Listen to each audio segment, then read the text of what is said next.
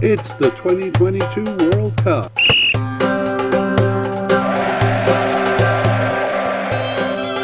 It's Serbia's players. Hello and welcome to the International Soccer Preview by Soccerphiles Canada. I'm Kevin and today we'll be looking at Serbia's squad for the 2022 World Cup. This preamble is going to be the same for every mediacast we do in the Players series. So those familiar with it can jump ahead to around 3.5 to 4 minutes when we begin to talk about the team. And those times for each section are at the top of the show notes. And for YouTube watchers, there's a handy dandy little bar along the bottom, as well as a timestamp that you can click on to go directly to that point. For those looking for a quick version of this, you can skip to near the end of the mediacast here, the last 10 minutes where we summarize the likely starters. And prior to that, with about 25 or 30 minutes remaining, we'll have some discussion on the squad.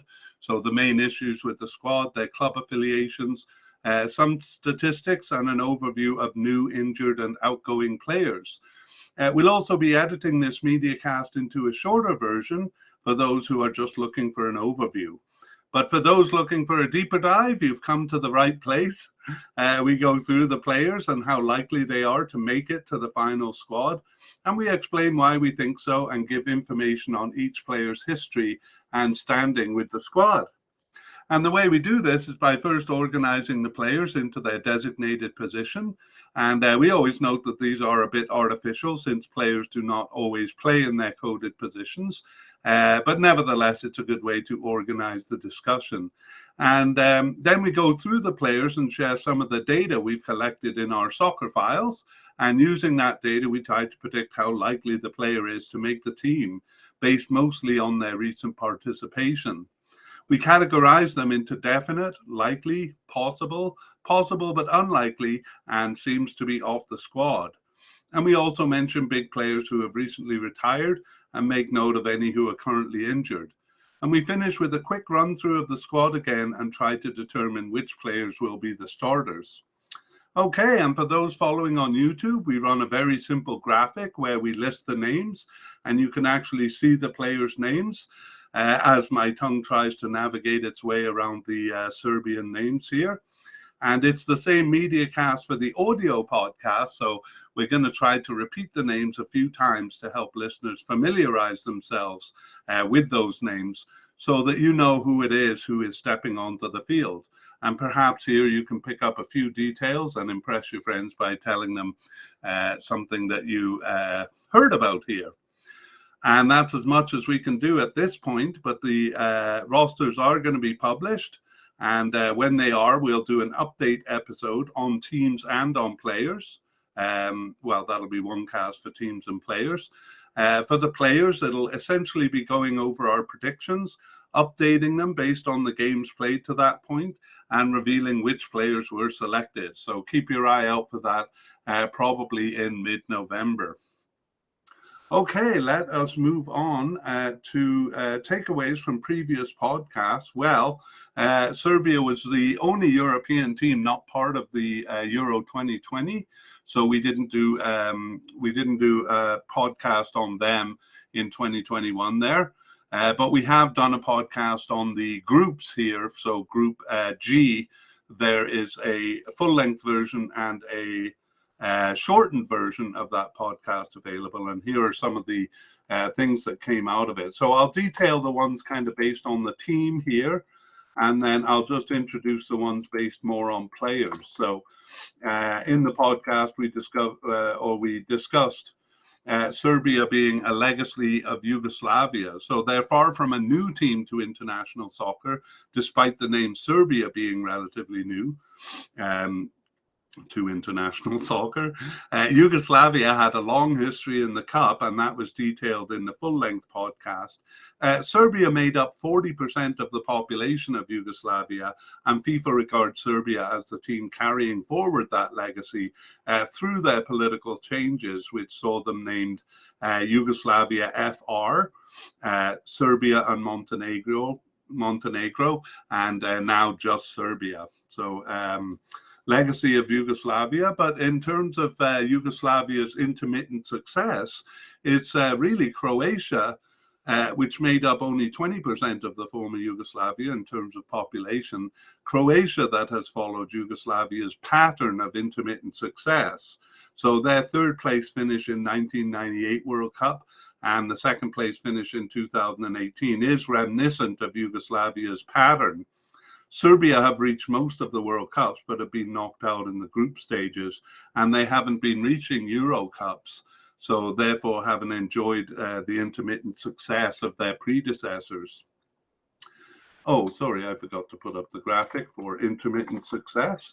And the third kind of team-based one is, are Serbia a weak European team?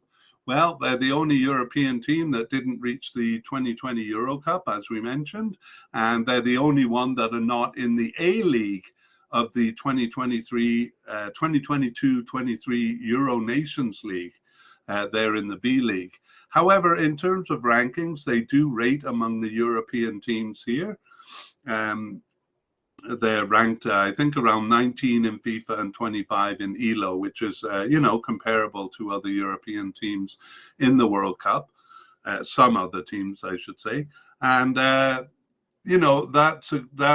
rise in ranking actually is partly a result of finishing ahead of Portugal in qualifying for this cup. So they are here, and they earned their place here by taking first place over Portugal, narrow though it was in the final game there. Whether they're a weak European team, I guess, remains to be seen in the results of this cup. A couple of more player-based issues. They went through a formation change after the World Cup. We'll be talking about that in the next section, actually, and we'll come back to it at the end. And finally, kind of related to that, I suppose, we had a swath of defensive players retiring after the 2018 World Cup. Now, we didn't see how the team was progressing in Euro 2020 as we did with most of the other teams. So it's 4 years since the World Cup, but they did have a lot of players retiring directly after the World Cup there. All right, let's move on to formations for recent games. And because they didn't start, or they didn't play in Euro 2020, we're going to go back to World Cup 2018 qualification. Just take a look at their lineups there. It is significant. So in World Cup 2018, we saw that they played 3 games there, so didn't pass the group stage. And every game, it was a 4-2-3-1 formation. So pay particular attention to the fact that it was a 4-man defensive line because after the World Cup, that changed. So let's take a look at World Cup qualifying games, and we see that it is a 3-man defense all the way. A few different formations, a 3-4-1-2 was the most common. They used that 4 times, and a 3-2-2-2-1.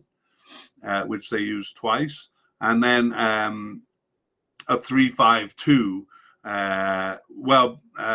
once, and a 3-5-1-1 once. So twice with 5 midfielders across the middle. In friendlies, so they had 3 friendly games, and let me just tell you which teams they were. It was at home to Qatar and away to Hungary and away to Denmark. And I don't think those were all after World Cup qualifying. I think one of them was near the end of World Cup qualifying. Anyway, in those games, we see a 3-2-2-2-1 against Qatar, a 3-2-4-1, and then a 3-4-2-1. So a bit of experimentation in the formation there. And finally, we have the 4 Nations League games that they played in June. And that was a bit more consistent. It was a 3-4-2-1 in 3 of the games, and then a slight change, a 3-4-1-2. So 2 forwards and 1 attacking midfielder rather than 2 attacking midfielders and 1 forward. And that was just in one of the games, the 3-4-1-2. So that seems to kind of be their preferred formation. I guess if you want to keep something in mind during this podcast, I would think of a 3-4-2-1 or perhaps a 3-4-1-2 as we go through the team here.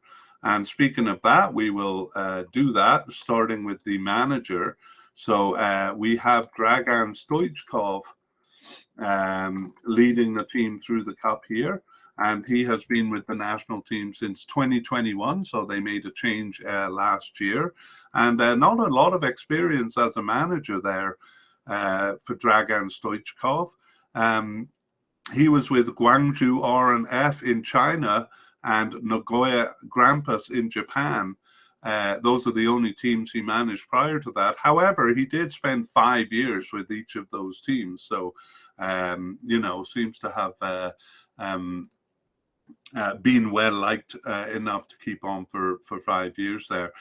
In terms of a player, though, he is very experienced. He was the captain of the Yugoslavian team, and he played for Yugoslavia from 1983 to 1991, and then through their change to FR Yugoslavia from 1992 to 2001. So an international career spanning 19 years with 83 caps and 15 goals there. And actually the last club he played for was Nagoya Grampus in Japan. He played for them for 7 years from 1994 to 2001, and then came back 7 years later as their manager.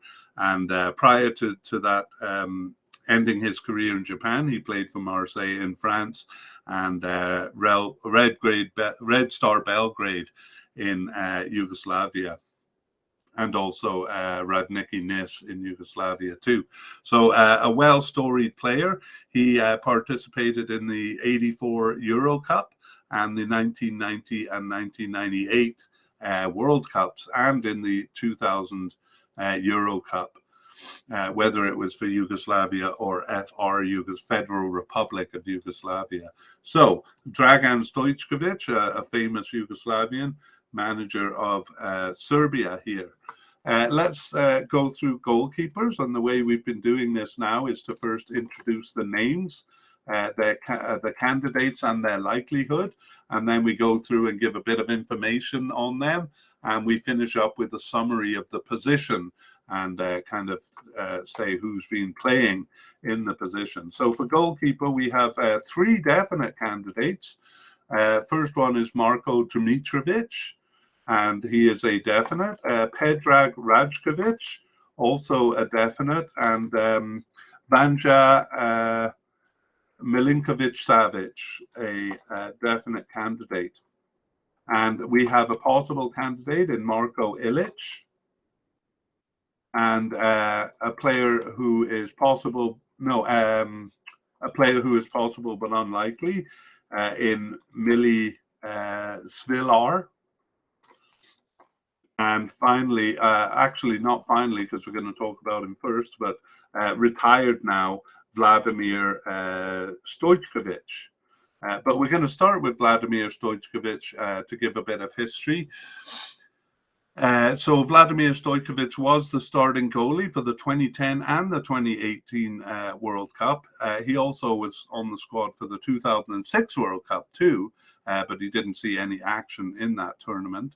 And he was with Serbia and Montenegro in 2006, but with the team from 2006 to 18 with 83 caps. However, the 2018 World Cup was his last tournament, so he didn't play any games after that. And yes, again, we didn't see them in Euro 2020, so how have things progressed since then? Well, we'll see that through the candidates that we have here. So let's begin with the first definite candidate, Marko Dimitrovic, and he started 3 of their 20 games since 2020. He was on the bench for 12, though, and not selected for 5 others. So we have him as a definite candidate. But even as I'm saying this, I'm kind of thinking maybe likely rather than definite. Perhaps I'll move him a little later. Okay, Marko Dimitrovic has been with Serbia since 2017, so just before the World Cup there, and by now has 19 caps for the team and is 29 years old. And he plays for Sevilla in Spain and was with much smaller clubs in Spain before that, Eibar and Alcoron, and he was with Charlton in England from 2015 to 16, although he was loaned to Alcoron in Spain during that period. Marko Dimitrovic's first tournament was the World Cup 2018, so he made it to the squad. However, he was a backup keeper or on the bench behind Vladimir Stoichkov, who we now know is retired from the team. So Marko Dimitrovic, I have him first, but I'm going to rearrange that a bit later after we look at the other ones.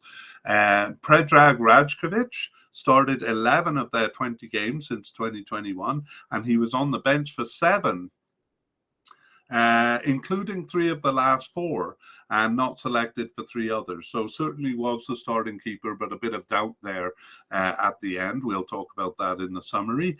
And Predrag Rajkovic has been on the team much longer than Dimitrovic, since 2013, and he has 28 caps.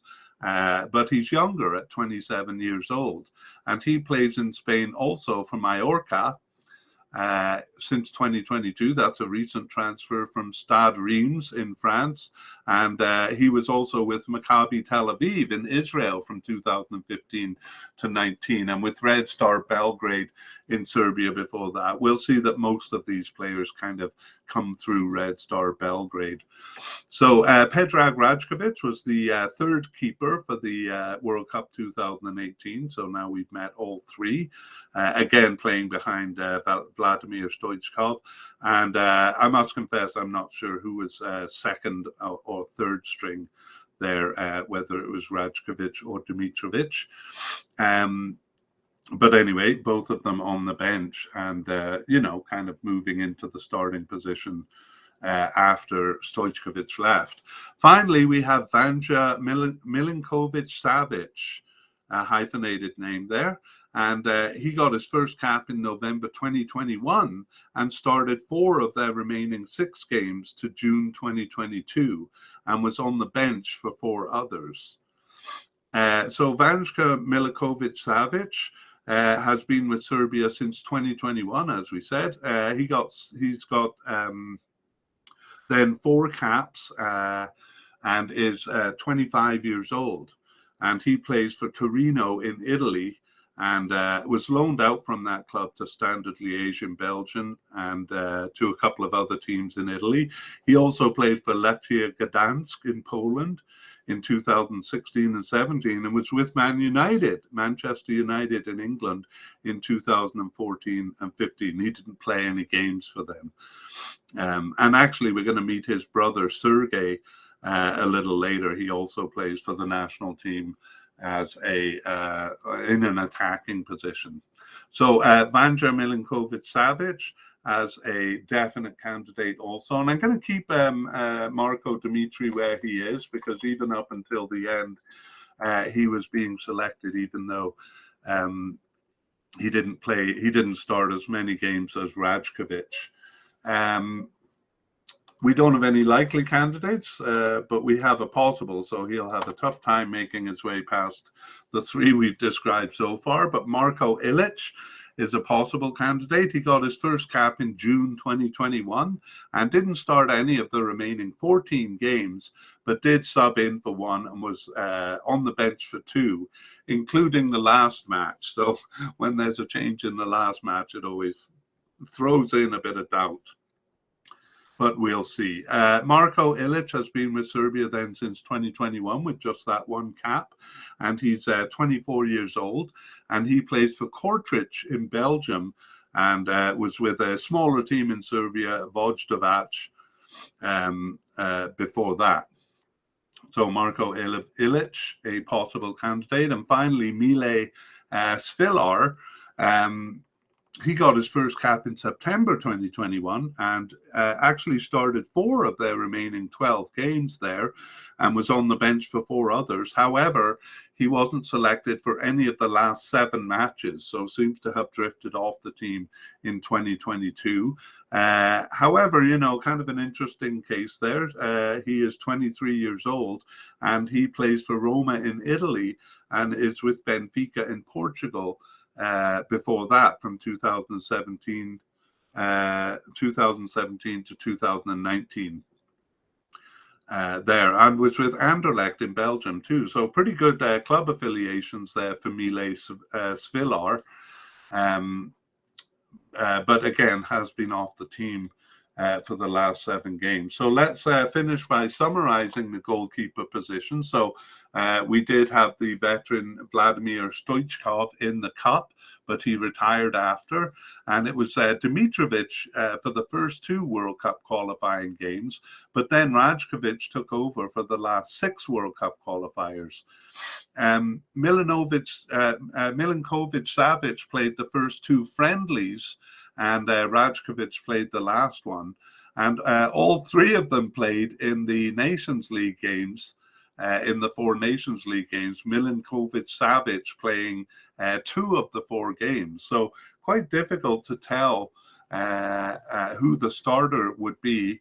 Dimitrovic started after the World Cup game, so perhaps he was a second string keeper in the World Cup. And then Rajkovic was a starter for quite a while, but recently Milinkovic-Savic seems to be favored a little bit. So it'll be interesting to see. Maybe the September games will provide some, will shed some light on that. Let's move on to defenders, and I'm going to do things a little bit differently in this podcast by beginning with some key players who have left the squad. So we'll talk about past defenders here, and we begin with Dusko Tolsic. So he's retired. And I won't give too much detail since he's not going to be a factor in this cup. But he last appeared for the team in the 2018 World Cup, so not a consideration for this one. And he was a starter in that cup, started and finished games 1 and 2, but actually lost his starting position for game 3. So Dusko Tolsic was with the national team from 2006 to 18. Only 25 caps, so not one of the biggest players who are retiring. And he recently retired, actually, in 2021 from soccer on the whole, playing for Kasımpaşa in Turkey. But interestingly, he was playing under the manager Dragan Stojkovic, for Guangzhou R&F in China. Kind of an interesting little detail, but I won't go into his club history too much there. Rather, I'll just kind of describe the situation in the defense. So as we saw in formations, it was a 4-man defense in the cup, but a 3-man back line after that. And really, this change in formation was due to the veterans Alexander Kolarov and Branislav Ivanovic retiring after the cup. And they were a right back and a left back. And there really are few candidates, as we'll soon see, in that position. So I think the change from 4-man to 3-man was forced by the retirement of those 2 outside backs. So we'll deal with Kolarov and Ivanovic when we get to talking about right backs and left backs. But in terms of the defense on the whole, in the center, I should say, it was Milenkovic and Tosic, who we met here, were part of the 2-man central defense for the first 2 games. And then Velkovic replaced Tosic in the last game. So we'll see that Milenkovic and Velikovic are still active. Tosic is retired. And we'll see what the defense looks like. And in fact, we're going to handle that a little bit differently too, since because it is a 3-man defense, we're going to divide it up into its 3 parts, beginning with the central defender, so the one in the middle. And for that, we have the following candidates. We have Stefan Mitrovic, You may want to be careful here because there is another Stefan Mitrovic on the team. I think making his way into the team. He has played a couple of games for Serbia, but not enough to kind of make our list here. But there might be some confusion about the name Stefan Mitrovic. And Stefan Mitrovic, the central defender here, is a definite candidate. And Milos Velikovic, who we saw in the Cup, is also a definite candidate. And he actually played on the right side of the central defense 3 times, but we have him here because he was primarily in the center. We have a possible candidate in Matija Nastasic, or Matija Nastasic, and also in Erhan Masovic, a possible candidate. So 4 candidates at the center of central defense here, and we'll begin with Stefan Mitrovic. He started 8 of their 20 games since 2021, and he was subbed in for 3 and on the bench for 7. So just 2 matches that he wasn't selected for, and those were the first 2 matches in 2021. So a definite candidate here. He's been with Serbia since 2014 and has 34 caps, and is 32 years old, is Stefan Mitrovic. His club is Getafe in Spain. He's been there since 2021, and he's been all over Europe with Strasbourg in France, Ghent in Belgium, Freiburg in Germany, and Benfica in Portugal.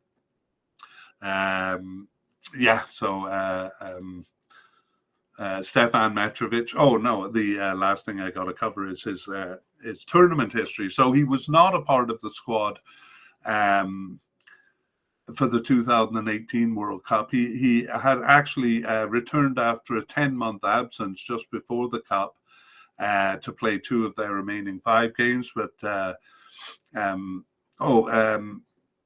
sorry, that was not just before the Cup. That was in June 2017. Anyway, long story short, he wasn't selected for the squad, even though he was a part of the team prior to that Cup.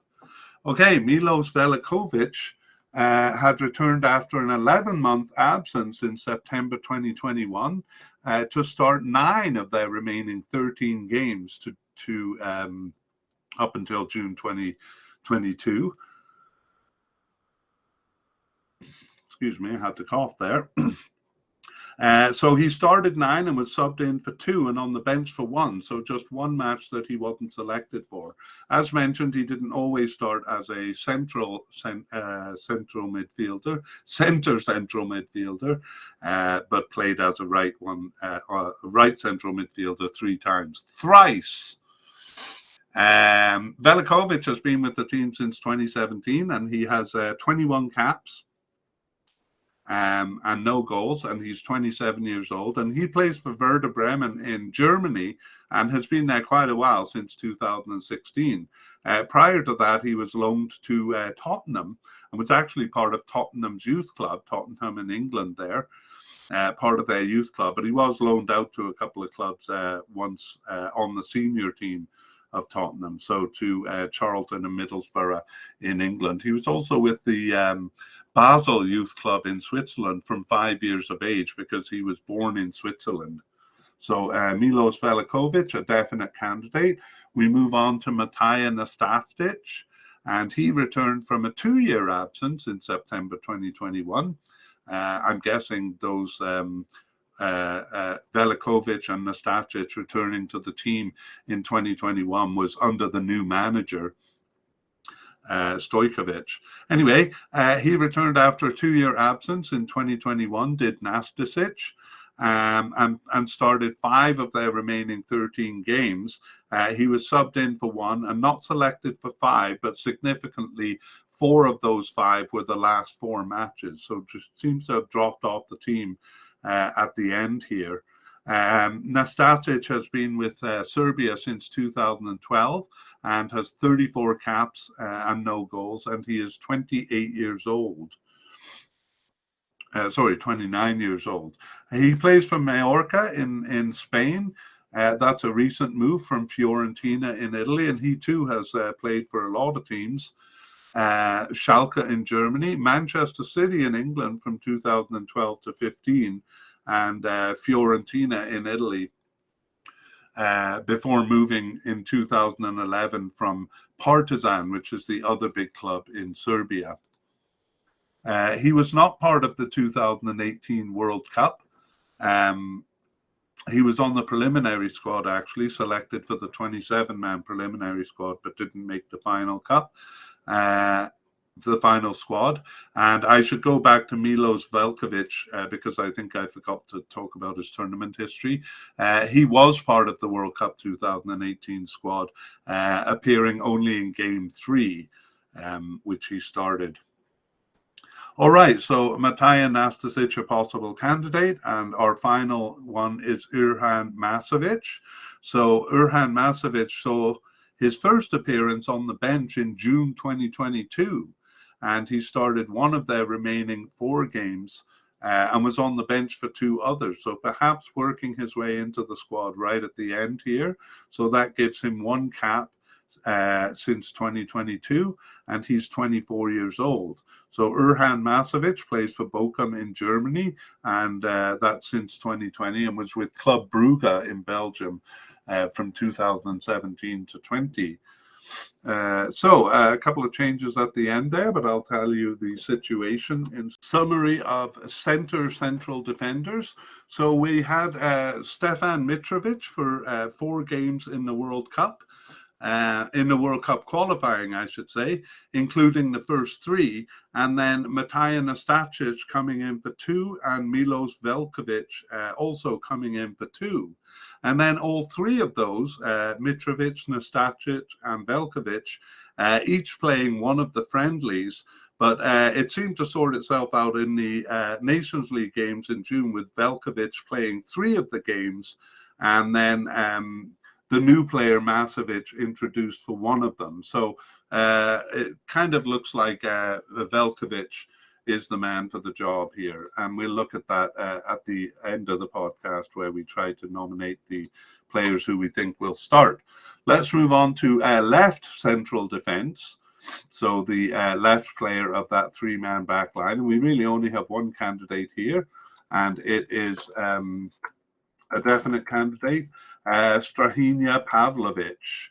So Strahinja Pavlovic earned his first cap in September 2020 and started 15 of their 20 games since 2021. He subbed in for 1 and was on the bench for 1, and just 3 matches that he wasn't selected for. So Strahinja Pavlovic has been with Serbia then since 2020, and in that time has 21 caps and even a goal. He's just 21 years old, so very young, and plays for Red Bull Salzburg in Austria, and that's a recent move from Monaco in the French league, where he played for from 2020 to 22. Prior to that, he was with Partizan in Serbia, which was also his youth club, or his last youth club.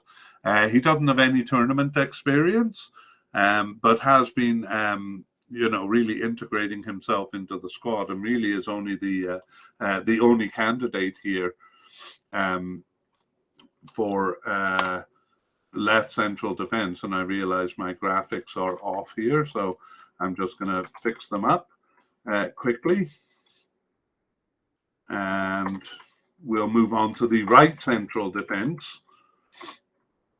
Right central defender, so the right player in that 3-man back line. And we have 2 candidates here. We have Nikola Milenkovic as a definite candidate, and we have Uro Spahic as a likely candidate. Let's go back and take a closer look at Nikola Milenkovic. He started 11 of their 20 games since 2021, and he was on the bench for 2, injured for 2 and suspended for 1, and not selected for 4. But those 11 starts make us feel he is a definite candidate. Nikola Milenkovic has been with Serbia since 2016 and has 38 caps and 3 goals. He's 25 years old, and Nikola Milenkovic plays for Fiorentina in Italy and has done so for quite a while, since 2017. Prior to that, he was with Partizan in Serbia, which was also his youth club. So Nikola Milenkovic, a definite candidate. I'm going to question that after we do the summary, because his numbers don't really suggest definite, but suggest likely. Anyway, let's move on to Uro Spatic. So he started 3 of their 20 games since 2021. He was also subbed in for 3 and on the bench for 3. But he was out with 2 separate injuries for 6 games, including the last 4 matches. He was out with a cruciate ligament rupture from late April. And we'll talk about him at the end. He's actually going to be a bit touch and go for making the World Cup squad here. Okay, but Uro Spahic has been with Serbia since 2015 and has 20 caps, and he's 29 years old. And he plays for Kasimpasa in Turkey and was with Krasnodar in Russia before that. Loaned out actually to Feyenoord in Netherlands, and then also played in Belgium and France before moving from Red Star Belgrade, which was his first club and his youth club too. So Uro Spahic was on the roster for the 2018 World Cup, but he didn't see any action there. Actually, a bit of a surprise selection because hadn't participated much prior to that cup. And I do believe I forgot to cover Nikola Milenkovic's tournament history. So he was a starter and finisher, Nikola Milenkovic, in the 2018 World Cup. I think we saw him as the central defender, one of the central defenders in that cup. Okay, well, let's talk about the position of right central defender. And it was Milenkovic for 5 of the 8 World Cup qualifying games. He actually took a red card in game 2, so he was replaced by Spahic in game 3. And we did see that Velikovic, who we met as a central centre midfielder, replaced him for 2 games there. But then Milenkovic returned. And he, all 3 of those players, Milenkovic, Velikovic, and Spahic, were used over the 3 friendlies, but it was Milenkovic who played all 4 Nations League games in June. So yes, despite me thinking that I should move him to likely, I'm going to keep him as definite because he seems to be the prime candidate in this position, especially if Spahic is injured. Okay, let's move on to general central defender. So we do have one player who didn't play any games, so I'm not really sure where he is. He's a possible candidate, and his name is Strahinja Irakovic. So Strahinja Irakovic got his first cap in June 2022 and didn't start any of their remaining 4 games there, but he was subbed in for 1 and on the bench for 3 others, perhaps replacing Spahic there as a backup to that position. So Strahinja Irakovic has been with the team since 2022, but hasn't gotten any caps yet. He's 21 years old, and he plays for Red Star Belgrade in Serbia. So, I'm guessing he might be a right central defender since it looks like he came in for Spahic. So that's it for the many central defenders that they have, and we're going to take now a look at the left back and right back positions. And we'll see there are far fewer candidates on this side, on this side of the field, both sides, in the outside of the field, I should say.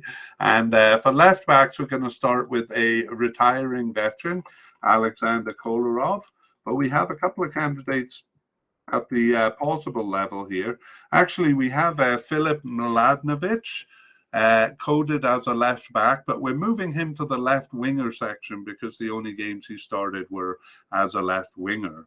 And the players we'll deal with here are Mihailo Ristic as a possible candidate and Alexa Terzic as a also as a possible candidate, but their chances are slim because they don't use this position in that three-man defense. So I think the best chance of them getting on the field is maybe playing as a winger, as Mladenovic has. Okay, let's take a look though at Alexander Kolarov. So he was the left back in the World Cup in 2018 when they did play with a four-man back line, and he's a veteran player. He last appeared for the national team on the bench in November 2020, so he did play after the World Cup, but only up to November 2020, and he retired from soccer outright in June 2022. So he plays, the last club he played for was Inter Milan, and retired fairly recently from them. Prior to that, he played with Roma in Italy for 3 years and Manchester City in England for 7 years, from 2010 to 17. And he played for Serbia from 2008 to 2020 and has 90 caps and 11 goals on his record. He's 37 years old now, so that's pretty old as a soccer player. In terms of tournament history, he played in the 2010 World Cup and was a starter there for games 1 and 2, didn't appear in game 3. And by the time the 2018 World Cup came around, he was the captain of the team, and he started and finished all 3 games there. He got actually an excellent goal on a free kick, which kind of floated and curled into the net against Costa Rica. But Alexander Kolarov off the team now. However, a couple of possible candidates do exist to replace him. So perhaps it would be Mladenovic if they were using this position. But we look at Mihailo Ristic. He started one of their 20 games since 2021, and he was subbed in for 3 and on the bench for 10. But not selected for 6 matches. So he may make the squad as a bench player. He's been with Serbia. This is Mihailo Ristic since 2016 and has just 9 caps in that time. He's 27 years old. He plays for Benfica in Portugal. That's a recent move in 2022 from Montpellier in France. And he also played for Krasnodar in Russia, where he was loaned out to Sparta Prague. So he's kind of been all over the place since moving from Red Star Belgrade, where he played from 2013 to 17. That was his youth club, or I should say his last youth club too. So despite being on the team since 2016, it looks like he wasn't a consideration for the World Cup in 2018, but is a consideration here, especially those 10 games on the bench, suggesting he's regularly called up as a substitute. The next candidate is Alexa Terzic, and he got his first cap in June 2021 and started 3 of their remaining games, their remaining 15 games, and additionally subbed in for 2 and was on the bench for 2. So just 6 matches, just like Ristic, that he wasn't selected for. So again, a possible bench player. He's been with the team then since 2021 and has 3 caps and is 23 years old. And he plays for Fiorentina in Italy, having moved from Red Star Belgrade in 2019. So pretty good club affiliations and fairly regular call-ups for Ristic and Terzic. But working against them is the 3-man back line there, where their position is not really called upon. Okay, and now it's the same situation for right backs over on the right. We have a veteran, Branislav Ivanovic, leaving, and then in this case, really no one there to replace him. We just have Milan Gavic, who seems to be off the squad. So really no right backs to use. So Branislav Ivanovic also started all 3 games in the 2018 World Cup. Actually, no, he started games 1 and 2 and lost his starting position for game 3 there. And and he hasn't appeared for the national team since. So he played for Branislav Ivanovic. I just want to repeat the names a few times. Branislav Ivanovic played for Serbia from 2006 to 2018 and earned 104 caps and 13 goals. And now he's 39 years old. He actually also played one cap for Serbia and Montenegro before they became Serbia. And he's also retired from soccer, having played his last year with West Brom in England. But prior to that, he was with St. Petersburg, and Chelsea was his main club.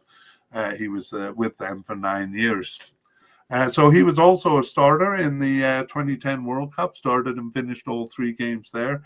But as we said, just 2 games in the 2018 World Cup. And Branislav Ivanovic, and no one really to replace him. So we have Milan Gazic, coded as a right midfielder, but he last played for the team in March of 2021. So it looks like he's not really a consideration. Gazic actually plays for CSKA Moscow in Russia, a recent move in 2022 with a lot of players kind of leaving Russia during the political turmoil. He has joined CSKA Moscow, moving from Red Star Belgrade in 2022. But he actually did play outside of Serbia before that. He was with Bordeaux in France from 2015 to 19. Nevertheless, not really a consideration here. And there we have it. So right backs and left backs, I think a slim chance of getting on the field there. All right, we don't have any general defenders. We've dealt with all the defenders now, so we can move on to midfielders. And we'll just begin actually by talking about past defensive midfielders. So in the Cup, it was defensive midfielder Nemanja Matic and Milivojevic playing in the World Cup. And Sergei Milinkovic-Savic replaced Milivojevic in Game 3. So Matic and Milivojevic are pairing until Game 3. And those two are retired now, Matic and Milivojevic. We'll take a look at them as we go through the players. But Milinkovic-Savic is still active, although I must say he plays more as an attacking midfielder than as a defensive midfielder as he did in the Cup. But let's move on to defensive midfielders and look at the candidates. So maybe we'll start with Nemanja Matic, who is now retired. But we have 2 candidates at the likely level, Nemanja Maksimovic and Uros Rakic, both likely candidates. So let's begin with Nemanja Matic. And he last appeared for the national team in September 2021. So he did play shortly after, or he did play up until 2021, but hasn't played since then, so it's not really a consideration here. He is playing at the club level still. We'll get to that in a second. But Nemanja Matic was with Serbia from 2008 to 19 with 48 caps and 2 goals. And now he is 34 years old, but still active at the club level, as I said, playing for Roma in Italy since 2022. So a recent move from Manchester United in England, where he played for 5 years, and Chelsea for 3 years before that. A pretty storied player in terms of club affiliations there with Benfica also, and actually did 2 stints with Chelsea. He actually was not selected for the 2010 World Cup, but was for the 2018 World Cup, where he was a starter, Nemanja Matic. So he was a big presence in the midfield, and they've had to replace him with the players that we'll talk about now. So Nemanja Maksimovic started 6 of their 20 games since 2021. Additionally, subbed in for 7 and on the bench for 2 So just 5 matches that he was not called up for. And Nemanja Maksimovic has been with Serbia since 2016 and has 39 caps, no goals, and is 27 years old. He plays for Getafe in Spain since 2018, so several years with them, with Valencia in Spain before that. And he played in Kazakhstan and Slovenia as well. And has not been called up for any tournament. So I guess the only tournament available to him would have been the 2018 World Cup. He was selected for the preliminary squad there, but was not selected for the final squad. So Nemanja Maksimovic, though, a likely candidate for this cup. Uros Rasic got his first cap in March 2021, and he started just one of their remaining 18 games. However, he was subbed in for 7 and on the bench for 6. So actually, only 4 matches he wasn't selected for, and those were 4 of the first 5 matches in 2021. So regularly called up is Uros Rasic. But he did get his first cap in 2021 there and has 8 caps by now and is 24 years old. He plays for Valencia in Spain and is currently on loan to Braga in Portugal. And he's actually been loaned out quite a bit from Valencia for 2 teams besides Braga. And he has not been involved in any tournaments, of course, being that his first cap was in 2021. So he's also a likely candidate. And I'll talk about the position of defensive midfielder, but I'll do that after we cover the central midfielders because those positions overlap quite a bit. So moving on to central midfielders then, we're going to again start with a retired player in Luka Milivojevic, and his absence leaves a gap, and some of the players who might replace him are, well, we have Sergej Milinkovic-Savic is coded as a central midfielder and actually has played in central midfield, but in recent times has moved, in the period we're talking about, has moved to a more attacking position, especially right attacking midfielder. So we're going to deal with him there. The other candidates are Marko Grulic as a likely candidate, and Nemanja Gudelj as a likely candidate, and Sasha Lukic also a likely candidate, although he also played as a left attacking midfielder. And then we have Ivan Ilic as a possible candidate. So let's start with the hole that's been left by Luka Milivojevic. And he last appeared for the national team in October 2020. So did play after the World Cup for a couple of years, but he announced his retirement from international soccer in March 2021, even though he was just 29 years old. So Luka Milivojevic, we saw him playing in the World Cup in 2018. He started games 1 and 2 there, and then lost his starting position for game 3. Luka Milivojevic, all in all, earned 39 caps and 1 goal in his time with Serbia, which was 2012 to 2020. And as I said, he's only 31 years old now. So, actually still at a playing age. He still does play at the club level. He's with Crystal Palace in England and has been there since 2017. Prior to that, he played for Olympiacos in Greece and Anderlecht in Belgium before moving from Red Star Belgrade. So Luka Milivojevic, not a consideration, it seems, unless he comes out of retirement. But we'll look at the candidates who have been replacing him in the meantime. And the first one is Marko Grulic. Marko Grulic started 5 of their 20 games since 2021, and he was subbed in for 3 and on the bench for 5. He was also injured for 3, so just 4 games that he wasn't called up for.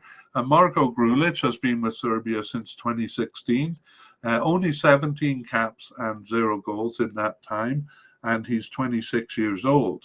He plays for Porto in Portugal since 2020 and was with Liverpool in England from 2016 to 2020, but he was loaned out to quite a few clubs from Liverpool. He was loaned out to Hertha Berlin in Germany, Cardiff, that's where I was born, Cardiff in the English League, and Red Star Belgrade for his second spell with them. He actually came to Liverpool from Red Star Belgrade, which was also his youth club.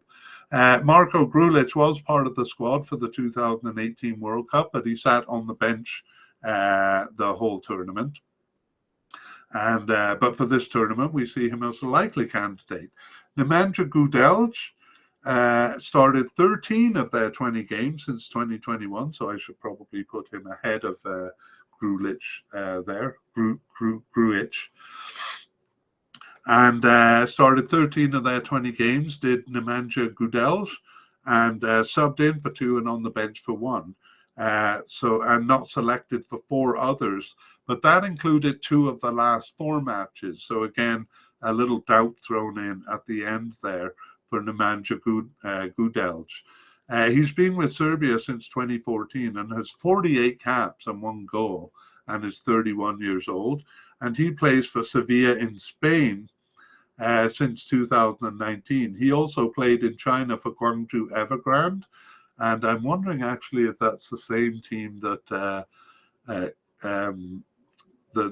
manager Stojkovic managed, because it is Guangzhou, and Chinese teams seem to change their name quite a bit. So anyway, nevertheless, he played in China, and the Chinese team actually loaned him to Sporting Lisbon in Portugal. But he played for a couple of teams in China and also a couple of teams in the Netherlands, Ajax, Alkmaar, and NAC Breda.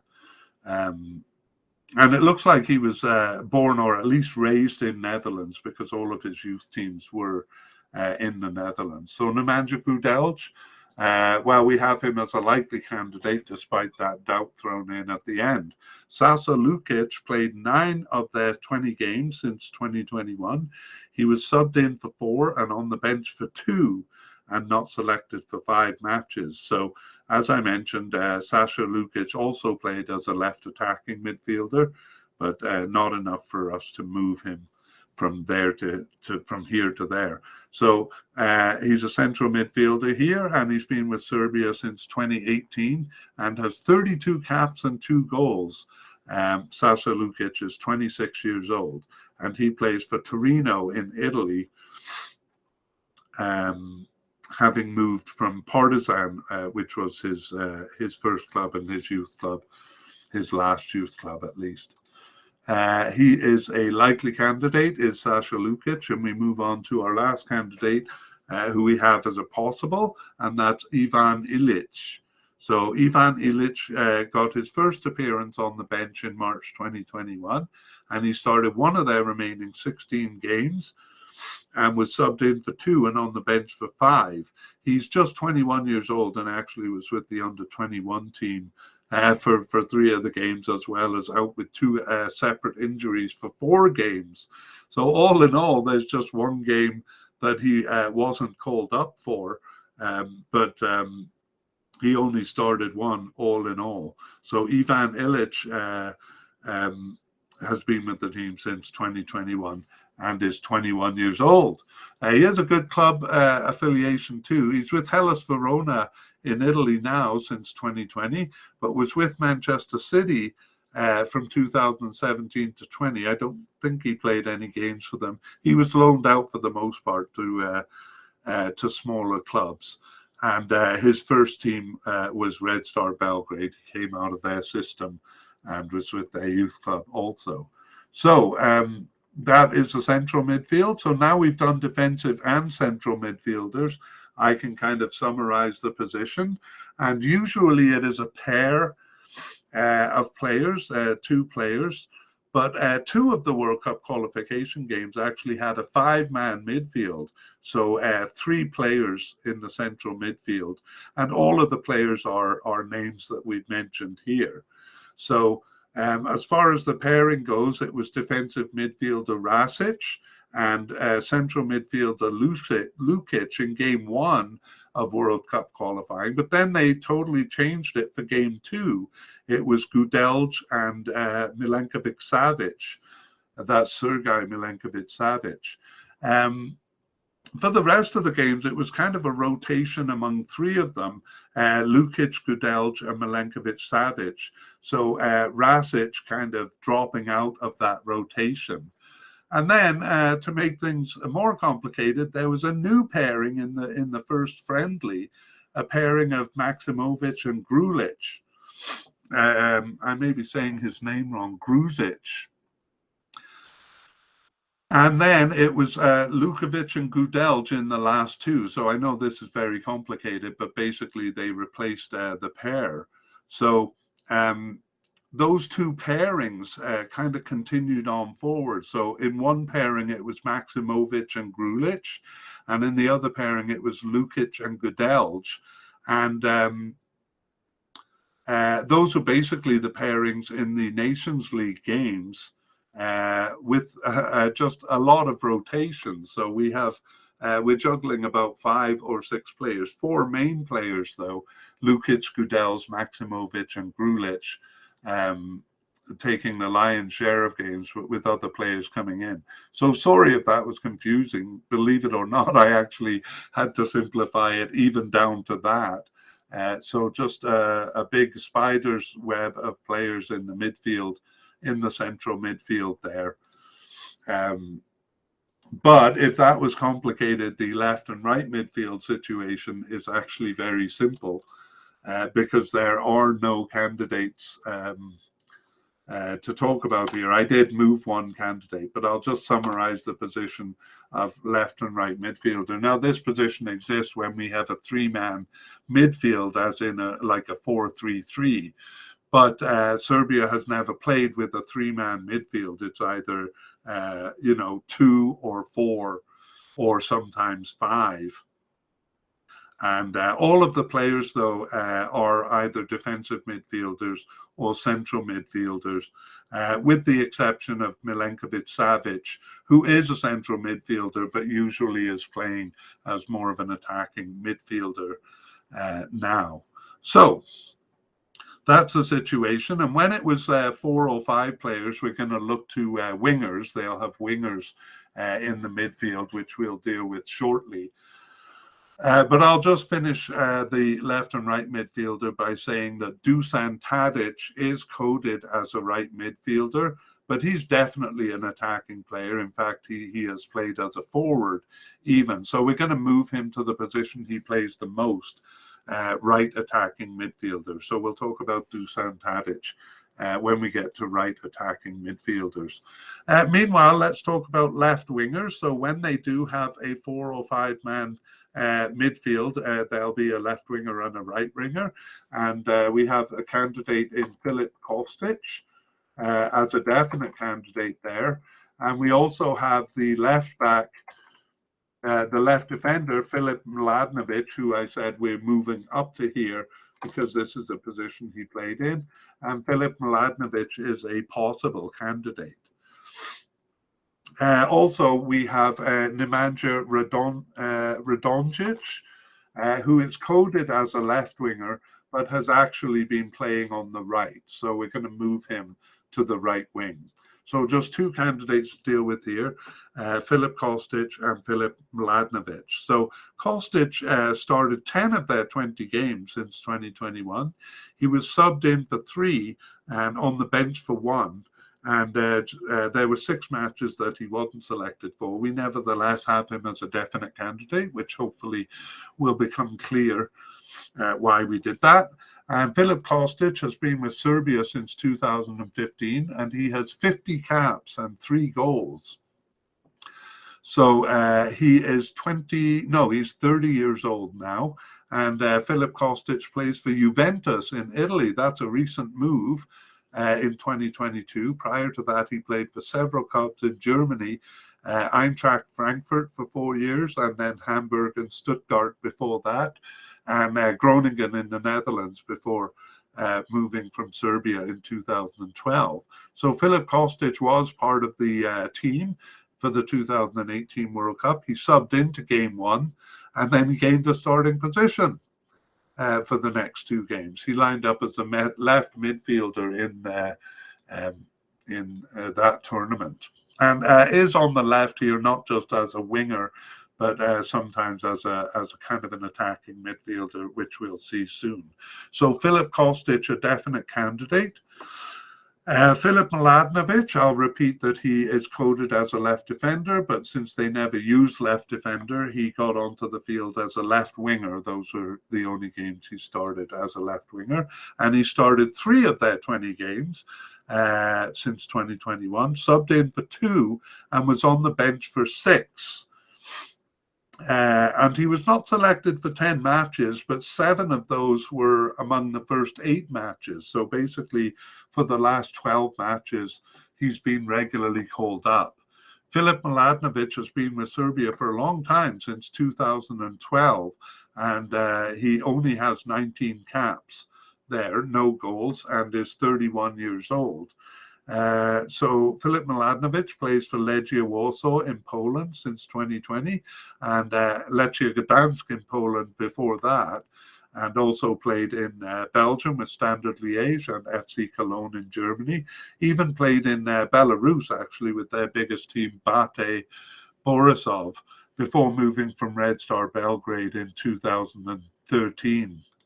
So Filip Mladenovic was not part of the squad, not part of any squad tournament-wise, so doesn't seem to have been a consideration. In fact, he suffered a couple of long absences from the team. He was off the team for 3.5 years at one point before 2015, and then for 2.5 years before 2019. So that explains why he wasn't really a consideration for the Cup. So I'm just a possible candidate for this tournament as well. So I'll just summarize the position of left winger then. It was Mladenovic, actually, in the first World Cup qualification game. But then after that, it was always Filip Kostic for the rest of the World Cup qualification games. And that pattern was the same in the friendlies, with Mladenovic playing the first friendly and Kostic the last 2. However, it all blew up in the Nations League games because 4 different players played the position in each of the 4 Nations League games. So it was these 2, Mladenovic and Kostic, each playing 1 game. And then the left backs that we saw, Ristic and Tursic, that was where they got their start as a left winger. So as I said, back then, it seems, because that position of left back doesn't exist, their only chance of getting on the field was as a left winger, and it looks like they both did once in Nations League. However, that leaves us scratching our head about who the actual starter is. I suspect myself it's still Filip Kostic, but a bit odd to be trying out so many different players when they don't really have many games before the World Cup. But we'll see in September. It'll be fun to see who they choose. On the right side, it's a bit more stable, except for the fact that it's actually a left winger who is the most steady starter over there. And I'll introduce him now. So we have Nemanja Radonjic as a definite candidate. And we also have Andrea Zivkovic kind of playing out of position too. He's coded as a attacking midfielder, but has been playing mostly as a right winger. And he is a likely candidate, is Andrea Zivkovic. And we also have Darko Lazovic as a possible candidate. So 3 candidates on the right wing, a position they use quite a bit, actually. So let's go back and look at Nemanja Radonic. Sorry, my tongue is getting tired. Nemanja Radonjic.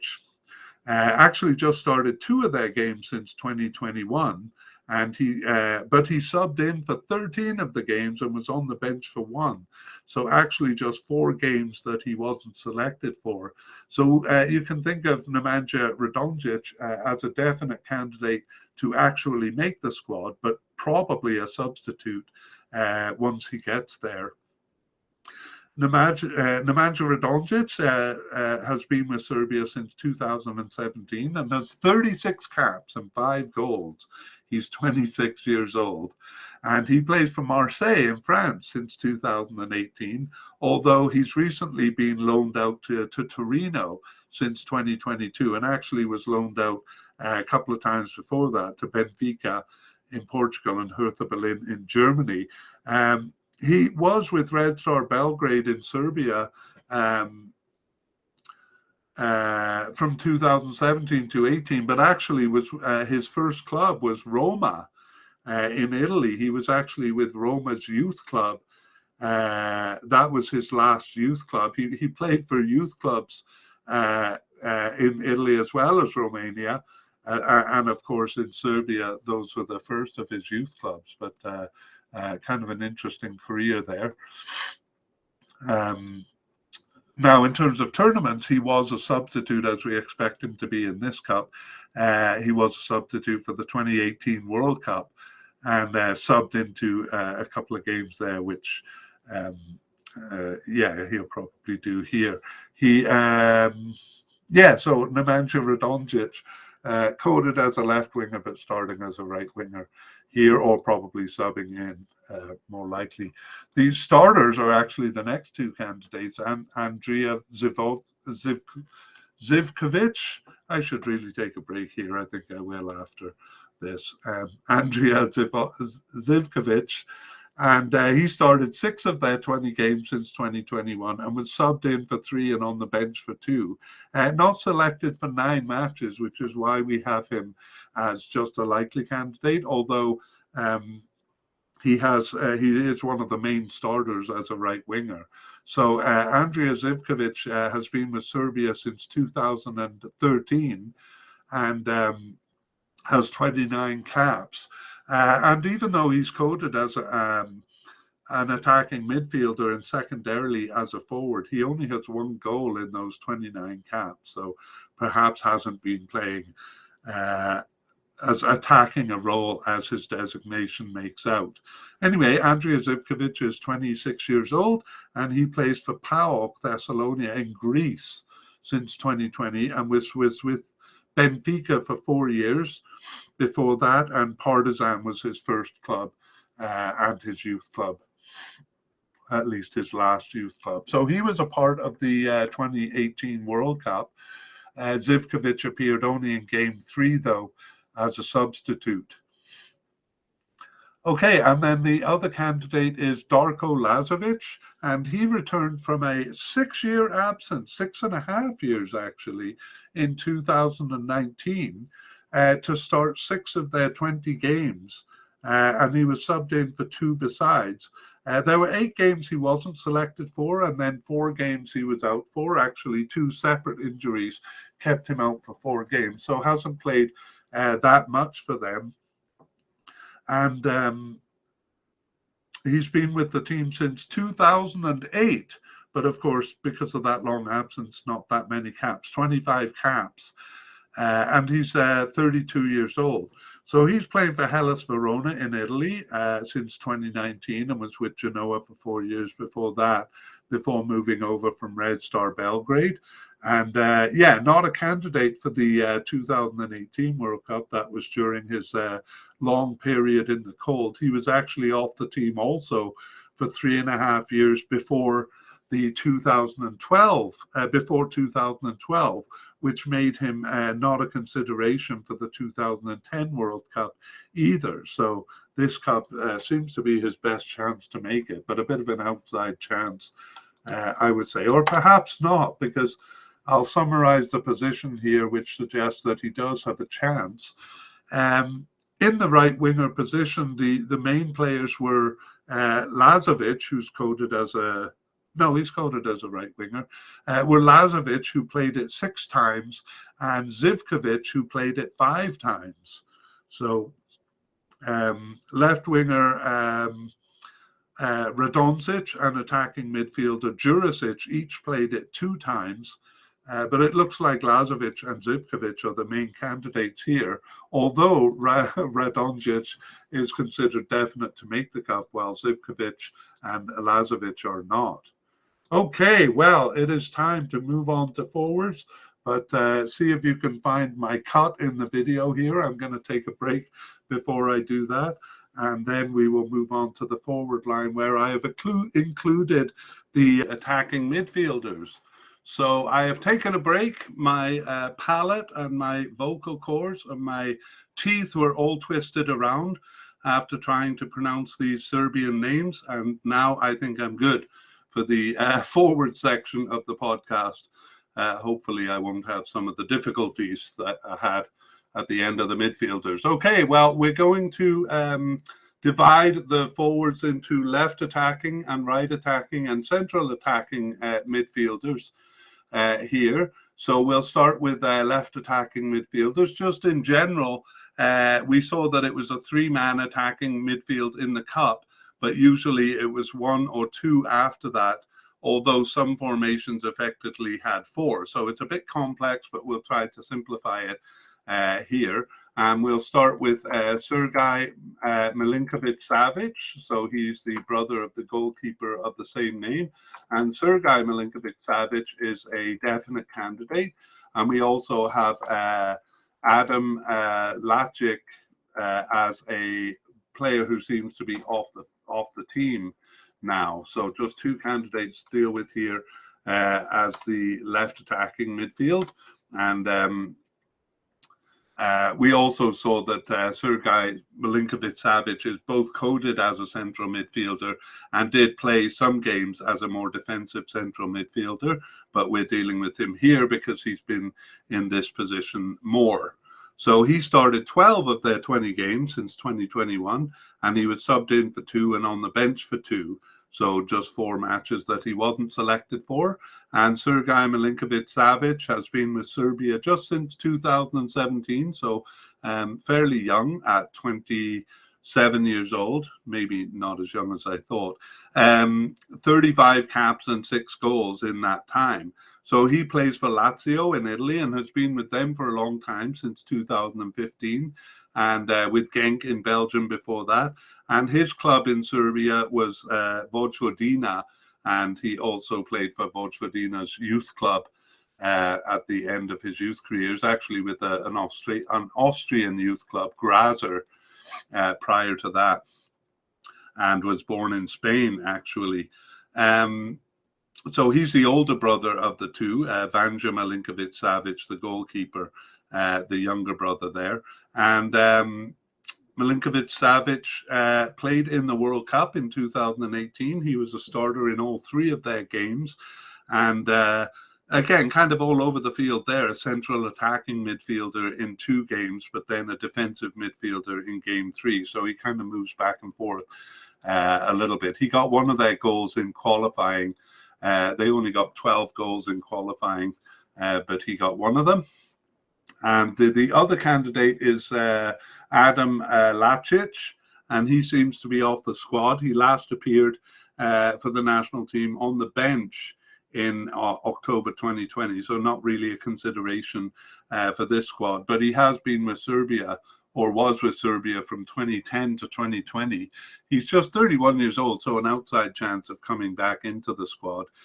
During his time, he had 47 caps and 9 goals, and he's still playing club soccer with Besiktas in Turkey.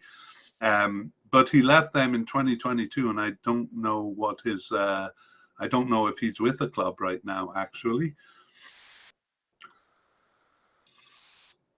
Anyway, Adam Lacic was also a starter in the 2018 World Cup, except for game 2, where he was subbed in to that game, but is off the team now.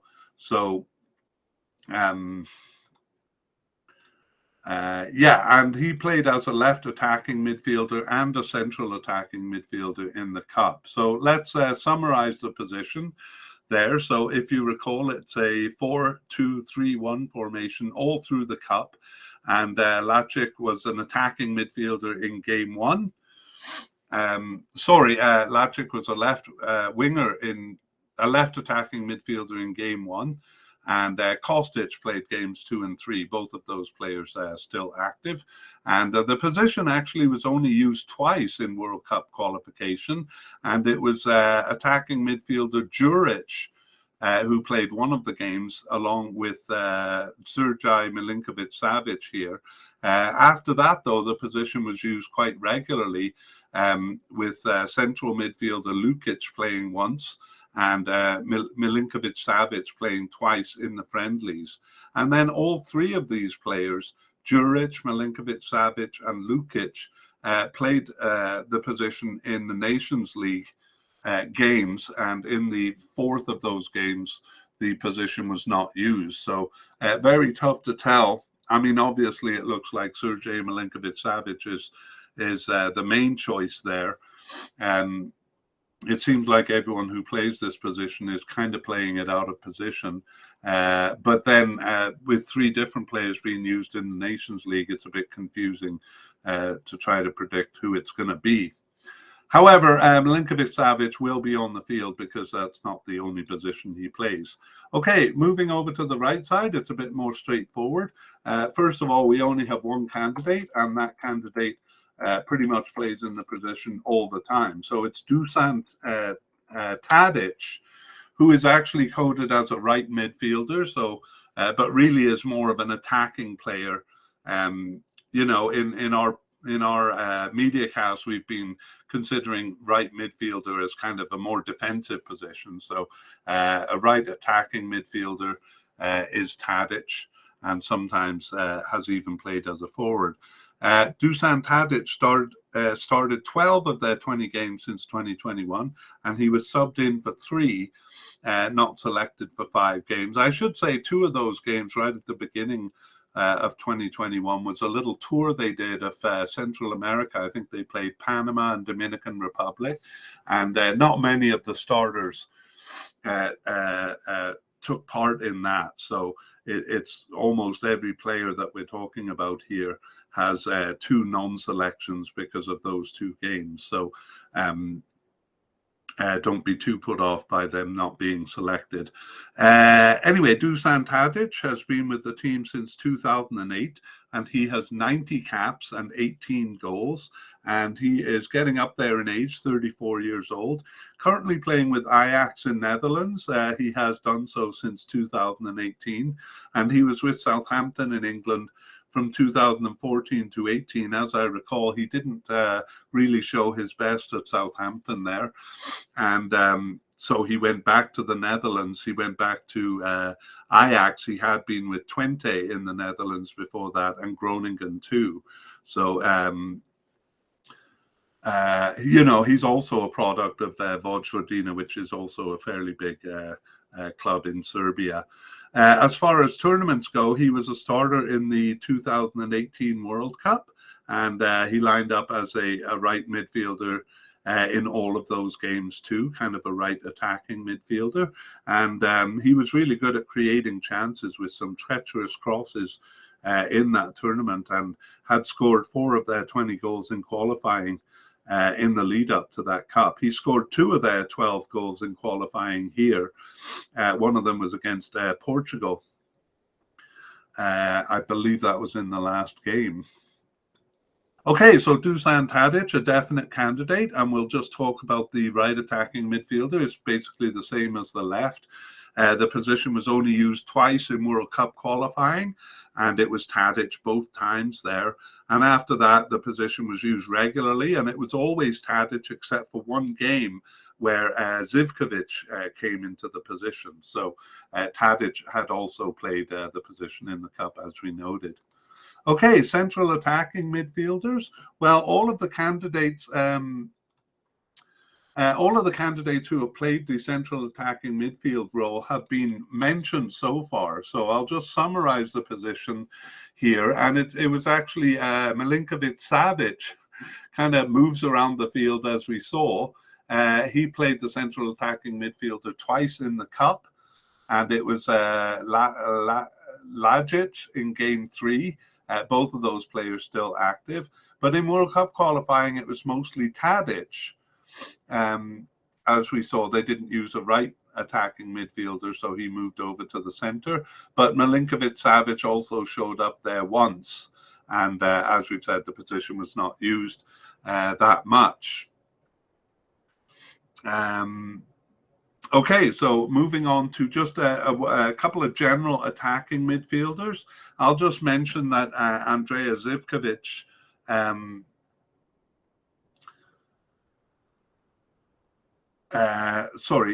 got a bit confused there. Andrea Zivkovic is coded as an attacking midfielder, but we dealt with him as a right winger where he got most of his starts. And we'll just cover one player here at the possible level, Filip Jurisic. And Filip Jurisic played as a right winger and a left attacking midfielder in his starts. So we will just have him as a kind of a general attacking midfielder here at the possible level. I'm just kind of writing it up on the graphic here. So Filip Jurisic started 5 of their 20 games since 2021, and he was subbed in for 1 and on the bench for 4. But he wasn't selected for 6 matches and was also injured for 4. So that makes him a possible candidate for us here. Filip Jurisic has been with Serbia since 2012, and he has 35 caps and 1 goal and is 30 years old. So he has recently moved to Sampdoria in Italy, actually for his second spell there, the second spell from 2022. And in between his 2 stints with Sampdoria, he was with Sassuolo in Italy. And prior to 2016 was with Benfica in Portugal, who loaned him out to Anderlecht in Belgium, Southampton in England, and Mainz in Germany. So he's kind of been all over Europe there. One of his youth clubs was actually Olympiacos in Greece, but his youth club in Serbia was Red Star Belgrade. There, and he was off the team actually before 2019. He had a gap of 3.5 years in his career with the national team, so he wasn't really a consideration for the 2018 World Cup there, but he's since come back into the team and is a possible candidate here, Filip Jurisic. Okay, we move on. We don't have anyone coded as a secondary striker here. So we move on to the center forwards. The forwards and the definite candidates here are Alexander Mitrovic and Dusan Vlahovic. And we also have Luka Jovic as a definite candidate too. And beyond that, we only have George Jovanovic as a possible but unlikely candidate. So not as many forwards as most teams have, but 3 of them are definite candidates. And we'll begin with Alexander Mitrovic, which my nephew Connor, who sometimes joins in the podcast, has described as a machine, a scoring machine. And I would say if we're comparing him to industrial things in a factory, I would call him an assembly line of goals because he has been so good for Serbia. But I'll get to that soon. He started 10 of their 20 games since 2021. He was subbed in for 3 and on the bench for 1, suspended for 1 and not selected for 5 others. So he doesn't start every game for Serbia. He's been with them since 2013 and has 76 caps and an amazing 50 goals in that time, one of the highest ratios I've seen in soccer. He's 28 years old, so still has a few years in him. He's currently with Fulham in England. He's been with them since 2018 and was with Newcastle in England from 2015 to 18, loaned to Fulham actually in the last year there. Prior to that, he was with Anderlecht in Belgium and Partizan in Serbia as well. So he was a starter in the 2018 World Cup. He scored 1 of their 2 goals there on a close range header. having missed a similar chance earlier in the game. So that was against Switzerland, and he got 2 yellow cards in the game too. But he was really outstanding in the tournament, a constant threat, and had scored 6 of their 20 goals in the qualification for the Cup. So he was their top scorer. He was also their top scorer in Euro 2020 qualifying. He scored 10 of their 20 goals in qualifying, so that made him the 4th highest scorer in European qualifying, but they didn't make it to that Cup. For this Cup, he got 7 of their 12 goals. So these are incredible numbers. And wow, what they would do without him is something we'll talk about a little bit later. So Alexander Mitrovic, a definite candidate. Dusan Vlahovic is also a definite candidate. He first appeared on the bench in September 2020, so shortly after other European teams. In September 2020. I'll just give up that point and move on. From 2021, he started 7 of their 20 games, and he was subbed in for 3. But he was injured for the last 4 games and not selected for 6 others. But no worries. He had a kind of a groin problem. It's called pubalgia. It's kind of a groin problem. So he was out for the June games, but I saw that he was back in action with his club team in September. So that's good for them, especially given the lack of forwards that they have. Dusan Vlahovic then has been with the team since 2020, and he has 16 caps and 8 goals and is just 22 years old. But he's playing for Juventus in Italy since 2022, a big club there. He was with Fiorentina for 4 years before that, and kind of came out of Partizan in Serbia. That was one of his youth clubs. He was with Fiorentina's youth club too, actually. So Dusan Vlahovic, of course, not on the team for the 2018 World Cup, but did score 4 of their 12 goals in qualifying for this Cup. So second top scorer there behind Mitrovic. And finally, we have Luka Jovic, and he started 4 of their 20 games since 2021, but was subbed in for 11 besides and on the bench for 1. So only 4 games that he wasn't selected for. And Luka Jovic has been with Serbia since 2018 and has 28 caps and 9 goals. So also a good scoring record, these forwards, all 3 of them. And Luka Jovic is 25 years old, and he plays for Fiorentina in Italy. Well, I guess he got there after Vlahovic left. That's since 2022, and was with Real Madrid in Spain before that. From 2019 to 2022, but he was loaned out to Eintracht Frankfurt in Germany for part of that period. Prior to Real Madrid, he was with Benfica in Portugal. So these are all good clubs. He came out of Red Star Belgrade's youth system, and that was his first club too. So Luka Jovic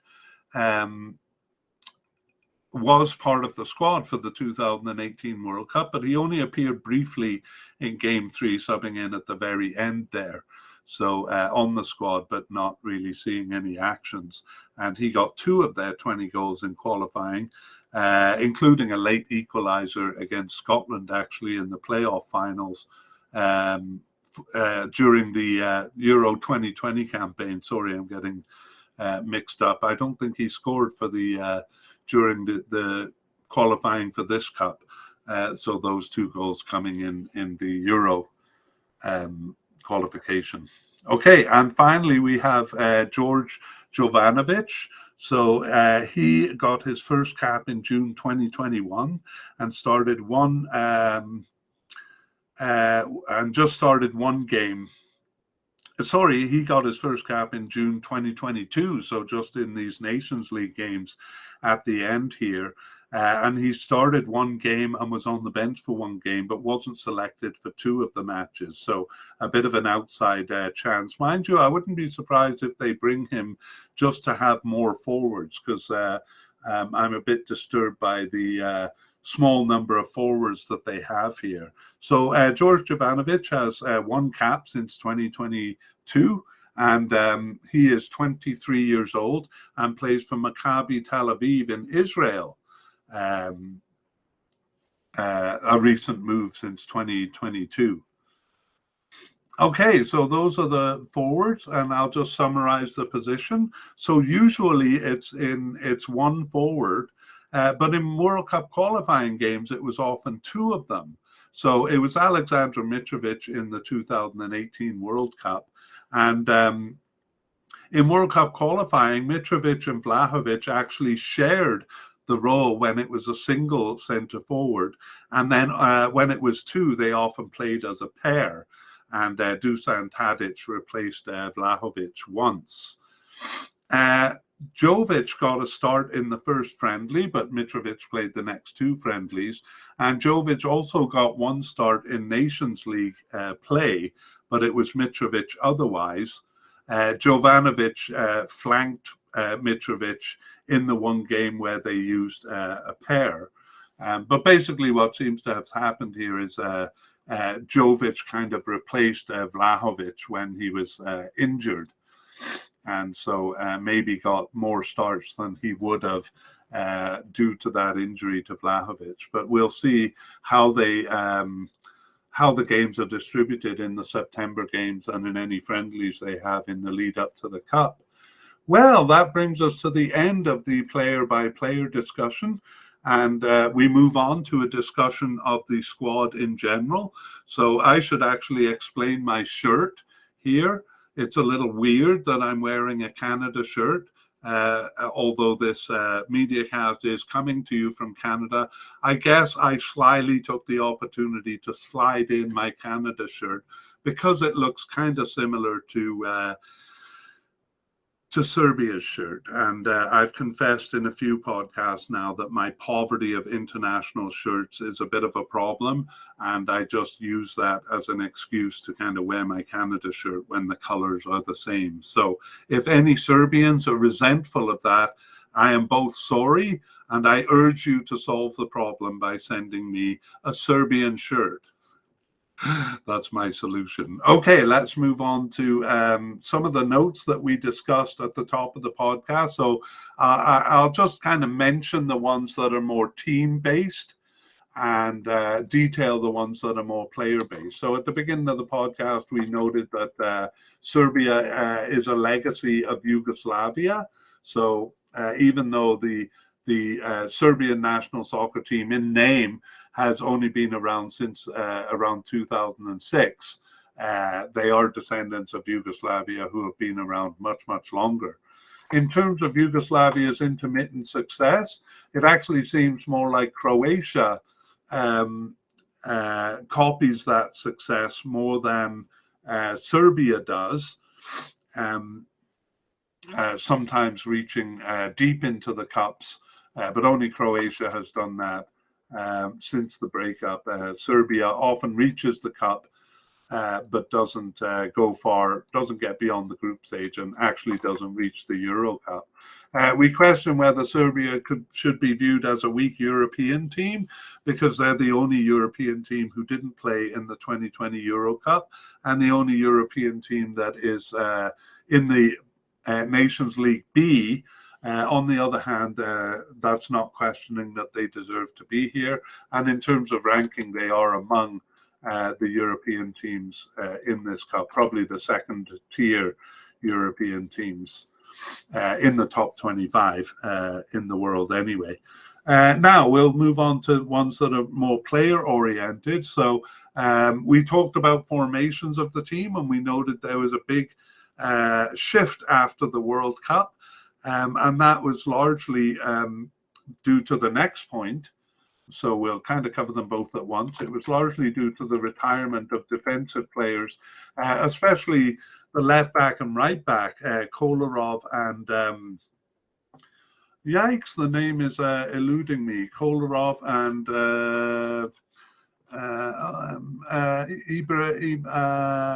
Ivanovic, Branislav Ivanovic. Huh? Whew. I think I dodged a bullet there. those two players retiring, and really there are not many players in their position to replace them. So that has kind of forced them to change from a 4-man defense to a 3-man defense. And now, well, we'll talk about it a bit later, but I kind of worry that they're kind of stuck with a 3-man defense because they really haven't developed players, left backs and right backs, to replace those two players. So we saw they were forced to change into a 3-man defense. But I worry that that makes them a bit inflexible going forward. I mean, if I was one of the teams playing against them, I would kind of target the wings, target my attacks from the wings. But we'll talk about that a little bit later. Let's talk a little bit about club affiliations for the Serbian team. So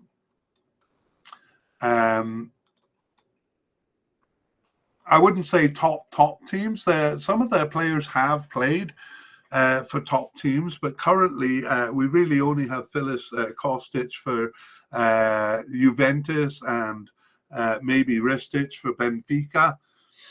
In terms of top clubs, we have maybe secondary clubs in Vlahovic also plays for Juventus. We have kind of secondary clubs like Gudelj with Sevilla. I think there's another player with Sevilla too, the goalkeeper Dimitrovic, and Fiorentina in Italy. Porto in Italy is Porto in Portugal is a big club, but I've named most of the big clubs right there. But that only represents about a quarter of the squad. So the other teams are teams like Mallorca in Spain, Torino,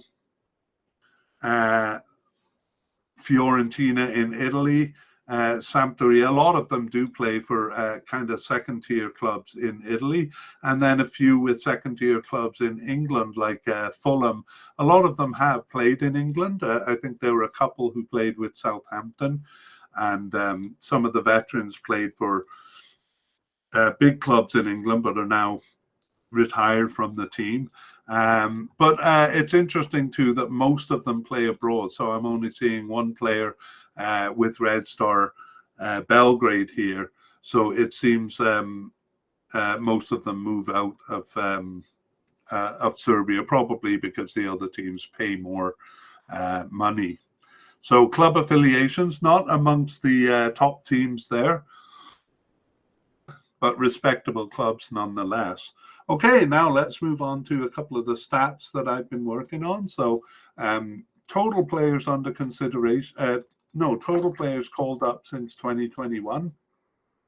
The average is about 48.8, and Serbia is 35. So really dealing with a smaller pool of players. I believe that's the smallest that I've seen yet. And even small clubs like Wales have 42. Qatar has 39, but most of them are over 40. So the pool of players, I don't know whether they've kept it small on purpose or whether they're just limited to that many players, as a lot of smaller countries do have a smaller pool to choose from. It's not a big problem, except the only place I would say it is a problem is in the right back and left back position. They don't seem to have players who could fill that position. So again, that kind of limits their defense to a 3-man defense. In terms of kind of under consideration players, it's 31. So these are definite, likely, or possible players. Again, that's a lot less, or not a lot less, but less than most teams. The average is 33.5 there. So again, kind of showing a bit of less of a pool to choose from than some of the bigger teams. And then the candidates who are definite or likely are 21 candidates in that. So that means, and that also is quite low, although most teams are kind of between 20 and 25. The average is 21.5. So actually not really anything to speak of there. But they got to bring 26 players to the cup. And so from those 31 players, probably those 5 extra players will come. So basically choosing probably half of the possible players. But that doesn't take into account injuries or kind of players in good form that they suddenly add on to the team. And we'll try to update that in the podcast, the update podcast in November, where we might get a better idea of who is actually going to make the team. A couple of other stats in terms of age. The average age of Serbian players is 26.5. And at the beginning of this series, I would have said that is a bit high, but actually it's lower than the average. So I am finding teams in this cup, teams in general, going with slightly older players. It used to be 25 to 27. But I haven't really seen many teams that are under 26 here. And so this turns out to be a fairly average number, even actually a bit younger than most teams. And that's kind of explainable by we saw a lot of, especially defensive players retiring. So a lot of their older players retired after 2018 and have been replaced with younger players. To put a point on it, they only have 6 players who are over 30. The oldest is Dusan Tadic at 33. And they have 3 of the 7 players who are over 30 are actually 30. So my cat is meowing behind me. What's wrong? I think it's feeding time. But my wife usually comes home and feeds him. Anyway, so 3 of those 7 players are at 30. So a relatively young team. And then at the other end of the scale, they have 6 players who are 23 or under, and 3 of them who are 21 years old. So not looking bad in terms of age, even after the Cup.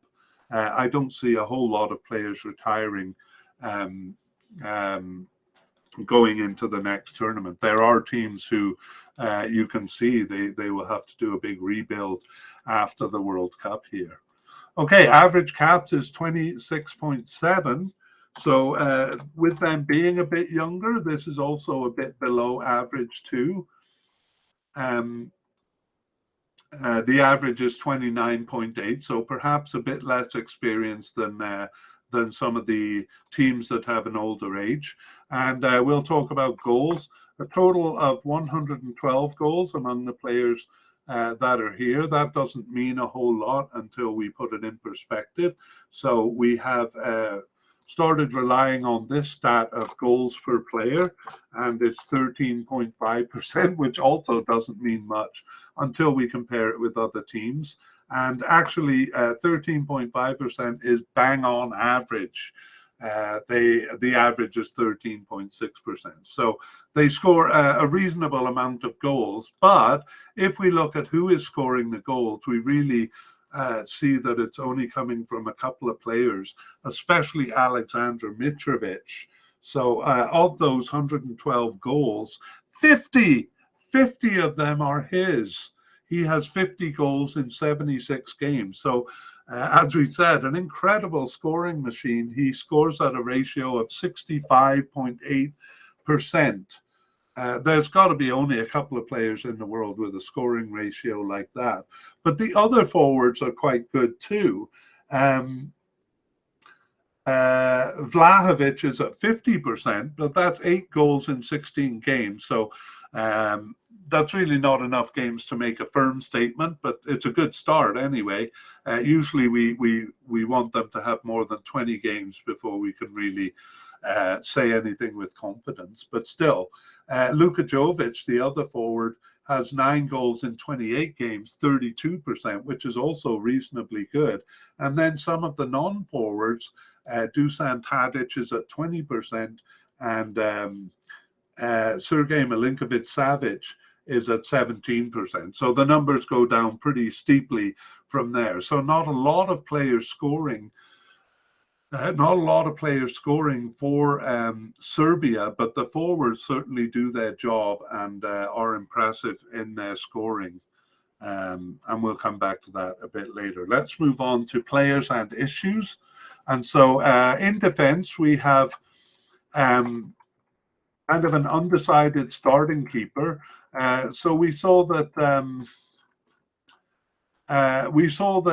it was Dimitrovic who seemed to be the second string keeper during the cup, but then Rajkovic fairly quickly took over the starting position for most of the World Cup qualifying games. But since then, it's been kind of a mix, actually. Dimitrovic, Rajkovic, and Milinkovic-Savic. That's Vanja Milinkovic-Savic, the brother of the midfielder.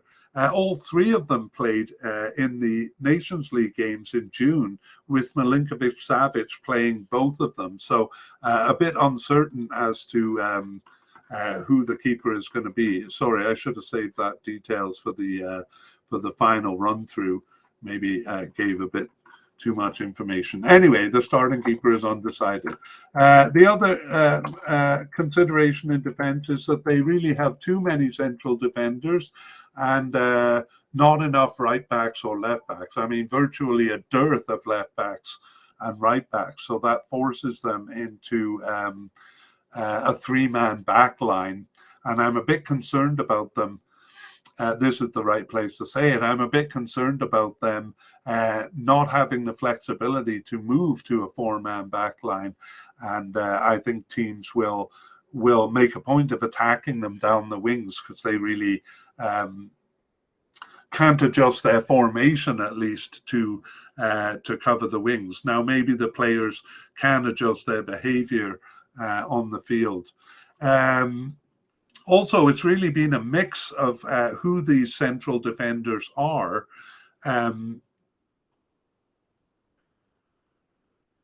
But anyway, to make a long story short, it kind of seems to be a rotation of the players there in central defense. I had to pause there to let my cats go outside. That's what they were meowing about earlier in the podcast. So anyway, I'm back, and we'll just finish up with central defenders. So even though they really have a lot of candidates here, they've done a pretty good job boiling it down to some main players there. However, in the midfield, I would say it's a bit more bewildering array of defensive and central midfielders. And this one was really hard to simplify for the mediacast here. It seems to be too much. Basically, 5 players sharing 2 positions with a couple of others coming into the position here and there. There is a bit of consistency, though, in that they did keep pairs together. So Lukic and Gudelj played as a pair several times, and so did Maximovic alongside Grujic. So a bit of consistency there, but really seemed kind of hard to follow and hard to identify any real starters there. On the left wing, or the kind of left attacking midfield, it's a bit undecided. It seemed firmly Kostic as a starter and Mladenovic as a backup. Sorry, this is left wing, not left attacking midfielder. It seemed Kostic and Mladenovic until the 4 Nations League games, where they baffled me by using 4 different starters in those games. So I'm looking forward to the September games to see if they kind of nail down a starter for that position. The right side, on the other hand, is much more stable, with Radonjic and Živkovic kind of sharing the role fairly equally. Finally, the left attacking midfielder is also undecided. 3 different players, Jurisic, Milinkovic-Savic, and Lukic, played through World Cup qualifying and friendlies, and then they all played one game in each of the 4 Nations League games. So a little unsettled as to who the starter actually is there. Again, the right side is more stable, with Dusan Tadic pretty entrenched as the right attacking midfielder. And on the attack, actually, their attack looks very healthy, except they're a bit limited in their options. And what I mean by that is, especially if Mitrovic gets injured, um, uh, they're really in tough if that happens. Mitrovic and Vlahovic are excellent options, and Jovic did a good job stepping in for Vlahovic and does a good job as a substitute. Vlahovic was injured for the June games. But beyond those three, there's really not much. There's really no candidates. So I worry that if there's an injury amongst those three, it will have a bigger effect than if they had a bigger pool to kind of choose from. So, but that's not taking anything away from the quality of those forwards who all do their job, which is scoring goals. All right, let's run through some of the new players. So I'm going to focus the discussion here just on candidates that seem definite or likely. There's a whole bunch of candidates who are possible, but a lot of them won't even make the squad. So among new candidates, we have Vanja Milinkovic-Savic. So even though his older brother is a veteran, he's new to the squad since 2021 and has just 6 caps. He's 25 years old, and he started 2 of the 4 Nations League games there, so has a chance at being a starter. Central defender Strahinja Pavlovic. Again, we get more details in the full-length version of the podcast, so I won't repeat all those details here. But the 21-year-old central defender has 21 caps already, and has worked his way into the squad quite well.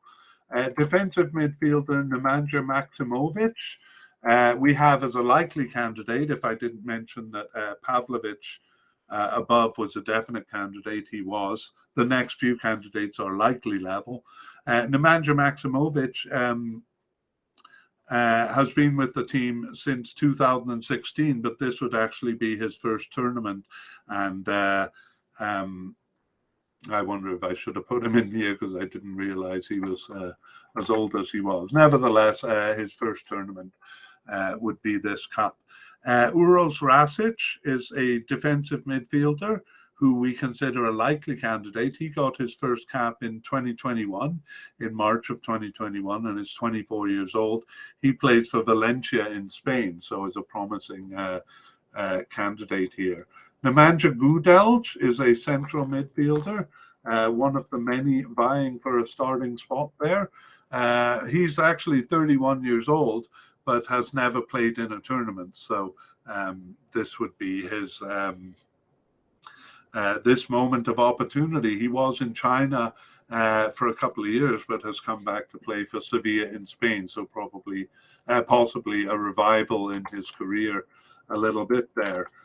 Sasha Lukic is our final likely candidate. He's been with the team since 2018. He is 26 years old, but hasn't been in a tournament yet. And he's working his way, getting a few more starts there.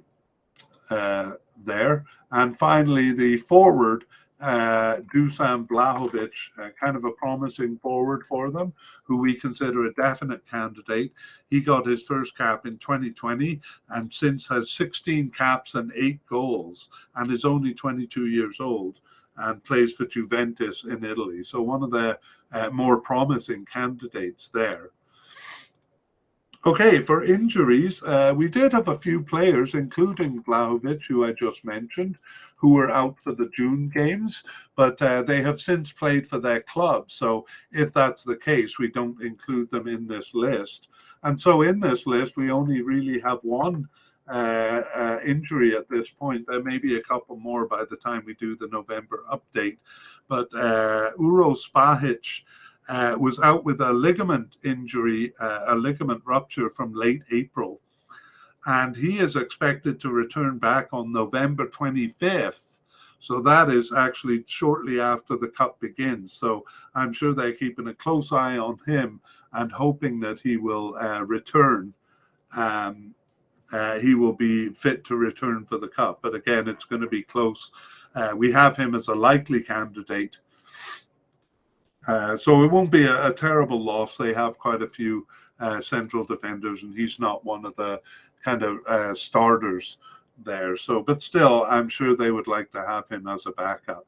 Okay, and then notable absences. We covered a lot of them in the uh, player by player discussion because some of them left big holes that needed to be filled, and most of them were real veterans. So a swath of retirement, either right after the 2018 World Cup or in the time in between. Some of these guys continued playing after the World Cup but retired, let's say, in 2020 or something like that. But goalkeeper Vladimir Stojkovic, he was a starter in the 2018 World Cup and in the 2010 World Cup, as a matter of fact, but retired after the 2018 World Cup.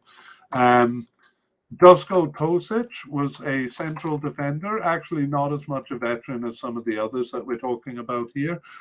He was a starter, though, in the World Cup 2018, even if he did lose his position for Game 3. And he's retired from soccer completely now, as is the case with Alexander Kolarov. So he is a left back, and they really haven't found anyone to replace him in the left back position. Just 3 possible candidates there. And so they've reacted to this by basically not using that position anymore, which I've mentioned a couple of times in the podcast. And he retired from soccer entirely in June 2022. So the veteran was with Serbia from 2008 to 2020, 90 caps and 11 goals, and played for some pretty big clubs. On the right side, it's the same situation with Branislav Ivanovic. He was with Serbia from 2006 to 18 and had 104 caps and 13 goals in that time. And he is also retired from soccer altogether. He didn't play for the national team after the 2018 World Cup. And again, all of these players were starters in the 2018 World Cup. Nemanja Matic, wow, what a big names to lose. Nemanja Matic retired a bit more recently, actually. Last appeared in September 2021, and is still playing at the club level. Recently moving from Man United to Roma, but he was with Serbia from 2008 and has 48 caps and 2 goals. So, but a big loss, a big presence in the midfield. And finally, Luka Milivojevic, actually still playing at the club level for Crystal Palace, where he's been for a long time, and is just 31 years old. So actually, it was a bit of a surprise when he announced his retirement at 29 years of age. Last appearing for the team in October 2020. So he too was a starter in the World Cup, even though he too lost his position for Game 3 of that cup. So that's a lot of big names to go out. That's why they're a bit younger than the average team. And we move on now to the last order of business, which is a prediction of the starters for the cup. So I have to go back and copy the list here, and we're going to highlight in green the ones who are definite starters. The ones who are definite starters, and I've started to highlight in yellow players who are maybe in a rotation of starting, or who we expect to start a couple of games at least. And that's kind of hedging my bets, I suppose. But I should say that a lot of teams, maybe Serbia not as much as many, but a lot of teams are going with a rotation system of a couple of players rather than a defined starter with a backup, with a player in the backup position. And perhaps that's what's happening in goal. Wait, I'll do the manager first. So Dragan Stojkovic, not a lot of experience as a manager, but he was a star player for Yugoslavia. He has become their manager since 2021, so he's a definite. As far as goalkeeper goes, what I was saying there is that in the Nations League game at the games at the end, they started to rotate these three goalies. So we have Predrag Rajkovic, Vanja Milinkovic-Savic, and Marko Dimitrovic as three definite candidates. So they're probably the ones they'll bring to the Cup. The possible candidate, Marko Ilic, or even Mile Svilar. He's possible but unlikely, but has pretty impressive club affiliations, maybe work their way in. But in the four Nations League games at the end, the three definite candidates rotated, each playing one game except for Milinkovic-Savic, who played two. So that leaves us scratching our head as to who they have in mind as a starter. Perhaps the September games will shed some light. As far as defenders go, we have we divided them into the three categories because they always go with a three-man back line. So we divided them into central defender, left central defender, and right central defender. Well, among the central defenders, we have as definite candidates Stefan Mitrovic and Milos Veljkovic. And I'm going to say Milos Veljkovic is the starter there, the most likely starter, but I do think Stefan Mitrovic will start at least one game. So again, my yellow highlight kind of hedging my bets on Stefan Mitrovic. For left central defender, it's pretty clearly defined. There's really only one candidate at a definite, and he's at the definite level, and it's Strahinja Pavlovic. Almost seems certain to play in that position. And as a right central defender, we have Nikola Milenkovic. I'm going to put him as the definite because Uros Spahic is on the injury list, and it's going to be close whether he makes it or not. Certainly it'll be Milenkovic if Spahic is unavailable. But even if he comes back from his injury, I wonder if they would risk starting Spahic. So I think his injury is going to condemn him to the substitute bench if he makes the squad at all. Okay, well, left backs, we don't have any real candidates because they don't use a left back position, and all of these players who are coded as left backs, their best chance of getting onto the field is as a left winger. So nobody there. And right backs, it's kind of the same period. I think Milan Gajic did play as a winger, a right winger once, or maybe he played somewhere on the right. I remember seeing his name, but that was early in the period that we're talking about. So nobody from there. Defensive and central midfielders, we said in the notes that this was a bit of a mess with them using all sorts of players. So I'm going to mark 4 players as in yellow to denote that they will start some games. And at the end, it seemed like there was a rotation going on with Maximovic and Grulic playing as a pair sometimes, and then the other two, Gudelj and Lukic, playing as a pair sometimes. And I think it'll be something along those lines. So likely candidate, Nemanja Maximovic. The other likely defensive midfielder, Uros Rasic, I see as a substitute, not a starter. However, all of the likely central midfielders are the ones I've just mentioned.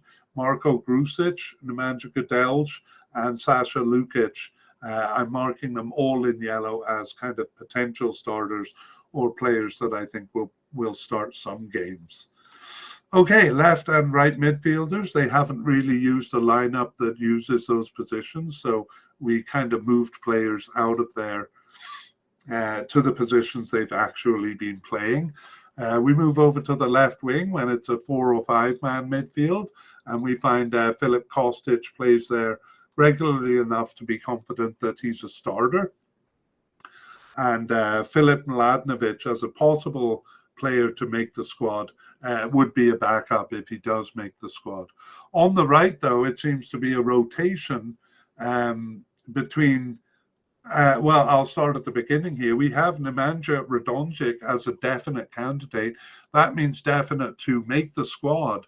But if he does make the squad, he's a substitute. So he's being called up for a lot of games, but not being started in many games. So I'm not going to nominate him even as a possible starter based on the evidence I have.